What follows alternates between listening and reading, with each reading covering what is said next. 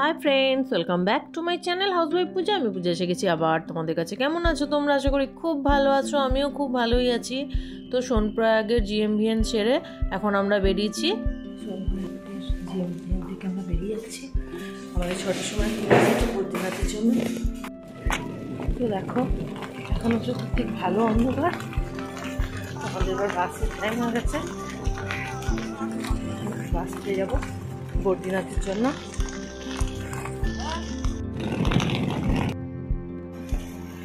দেখো কি ভালো লাগছে, সীতাপুর শহরটাকে কি ভালো লাগছে। দেখো এখান থেকে আমাদের বাস ধরতে হবে।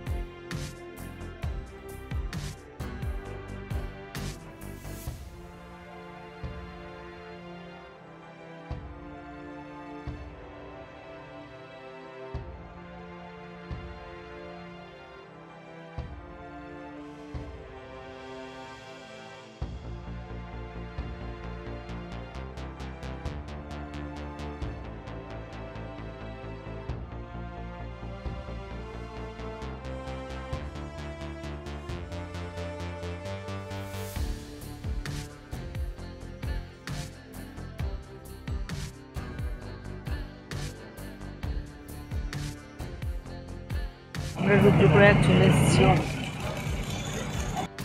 রুদ্রপ্রয়াগ হলো অলকানন্দা ও মন্দাকিনী নদীর সঙ্গমস্থল।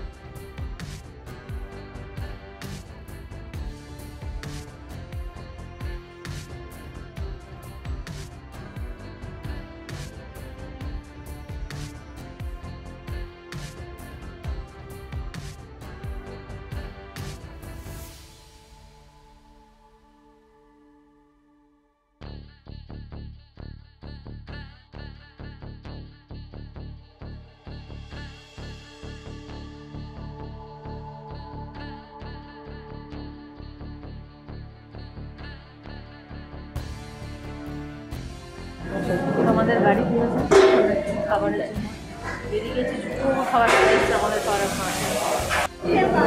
আলু পরাঠা।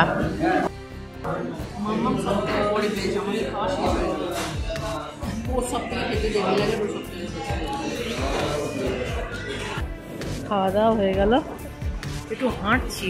হেঁটে হেঁটে ক্লান্ত হয়ে যায় মানুষ, বসে বসে ক্লান্ত হয়ে যায় মানুষের।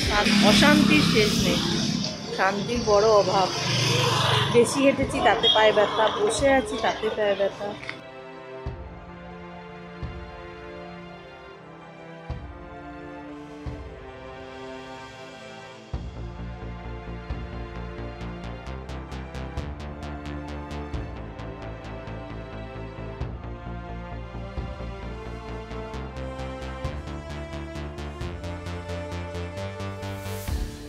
আমরা কর্ণপ্রয়াগ পৌঁছে গেছি। কর্ণপ্রয়াগ 5টি স্থানের মধ্যে একটি, যেখানে নদীর সঙ্গম ঘটে। 5টি প্রয়াগ হলো বিষ্ণুপ্রয়াগ, নন্দপ্রয়াগ, কর্ণপ্রয়াগ, রুদ্রপ্রয়াগ ও দেবপ্রয়াগ। কর্ণপ্রয়াগ অলকানন্দা ও পিণ্ডার 2টি পবিত্র নদীর সঙ্গমস্থল। কথিত আছে যে মহাভারতের কর্ণ দুর্ভেদ্য ঢাল অর্জনের জন্য বহু বছর ধরে এখানে ধ্যান করেছিলেন, যা তাকে যুদ্ধক্ষেত্রে একজন শক্তিশালী যোদ্ধায় পরিণত করেছিল। অনেকের মতে কর্ণপ্রয়াগ সেই স্থান যেখানে মহাভারতের কর্ণ সূর্য দেবতার উপাসনা করতেন। কর্ণপ্রয়াগে উমাকে উৎসর্গ করা একটি প্রাচীন মন্দির রয়েছে। কিছু সংস্করণে কর্ণপ্রয়াগ হলো সেই স্থান যেখানে ভগবান কৃষ্ণ কর্ণের দাহ করেছিলেন।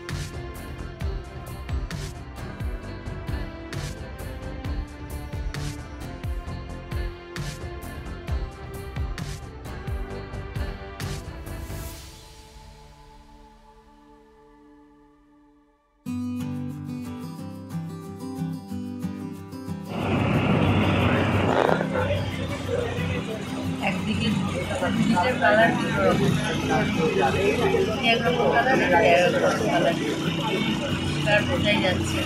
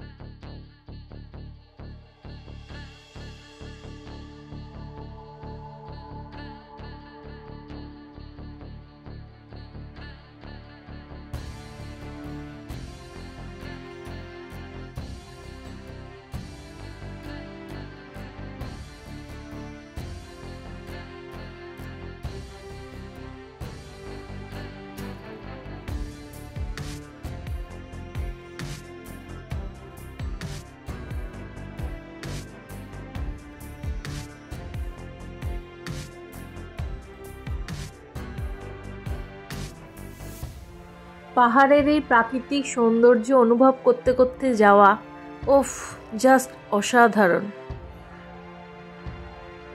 কি সুন্দর দৃশ্য চতুর্দিকে।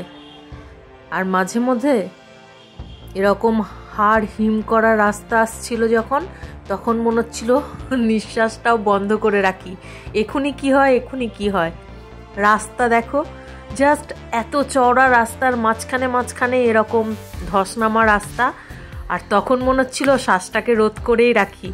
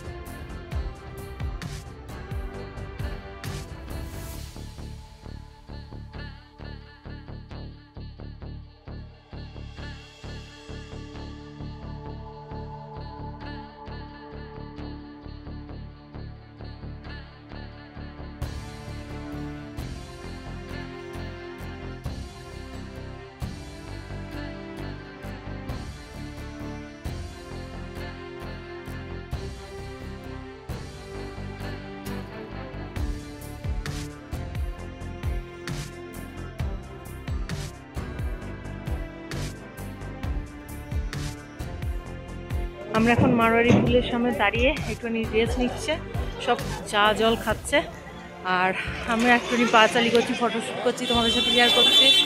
তো তোমাদের কেমন লাগলো বলো? এই যে এতক্ষণের রাস্তা কিন্তু জাস্ট অসাধারণ ভিউ, আর রীতিমতো ভয় লাগছে। এত চওড়া রাস্তা থাকতে থাকতে হুশ করে দেখা যাচ্ছে অর্ধেক ধস নেমে গেছে, মানে জাস্ট অসাধারণ। পাহাড়ে না আসলে এই সমস্তগুলো দেখার সুযোগই হয় না। আগে আমার সমুদ্র ফেভারিট ছিল, এখন কিন্তু পাহাড় হয়ে গেছে। পাহাড় জাস্ট অসাধারণ, অসাম।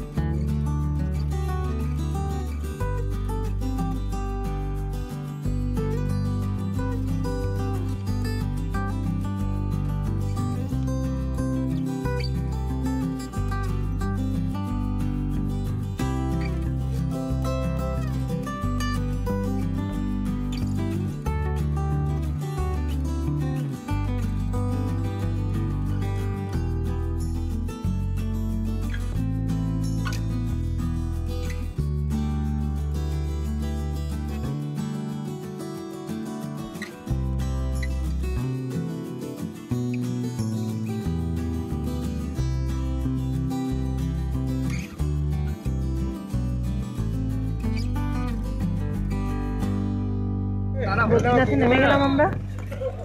অনেক সন্ধ্যা হয়ে গেছে, দেখো সারাদিন বাসে কাটিয়ে দিলাম কিন্তু একটু বোর লাগলো না। রাস্তা এত সুন্দর, চতুর্দিকের ভিউ এত সুন্দর, জাস্ট অসাধারণ।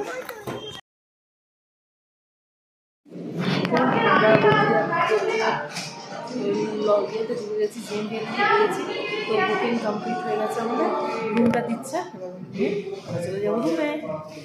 যাচ্ছি মন্দিরের পথে, চলো দেখি মন্দির দর্শন করে আসি। মন্দিরের পথে যাচ্ছি। জয় বদ্রী বিশাল।